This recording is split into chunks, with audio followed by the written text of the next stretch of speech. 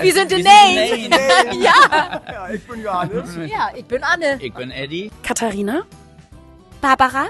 Und ich bin der Niklas. Ich möchte mich auf mein Studium konzentrieren und auf meinen wundervollen Future Husband. Ich muss mein Examen bestehen. Ich möchte mein Studium gerne so schnell es geht hinter mich bringen, damit mein Leben dann endlich anfangen kann. Wir wollen studieren und verpassen das Leben. Ich will Spaß haben mit meinen alten Kumpels aus der WG. Lustig, lebensfroh.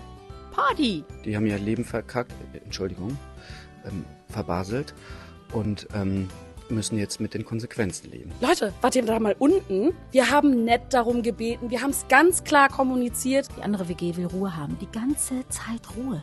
Oberspießig. Wenn du so junge Leute hast, die da oben wohnen, normalerweise müssten die lauter sein als wir, aber das können sie nicht mal. Selbst das können sie nicht. Das Problem fängt im Treppenhaus an. Wie nennt man das? Generation D? E? F? G? F? Erzähl's! Ich frage mich, was die andere WG will. Ich weiß nur, dass sie in den 68ern stecken geblieben sind. Schnürsenkel. Ich frage mich die ganze Zeit, wie teuer ein einzelnes Paar Schnürsenkel ist. Kann mir keiner beantworten. In die Kommentare schreiben. Was kosten verdammt nochmal Schnürsenkel in Hamburg? Ich sag mal Farbe, Kackschlappen, braun, lila, furzgeblüht. Ich glaube, Schnürsenkel kriegt man für 1,49 beim Schuster. Einfach mal hingehen.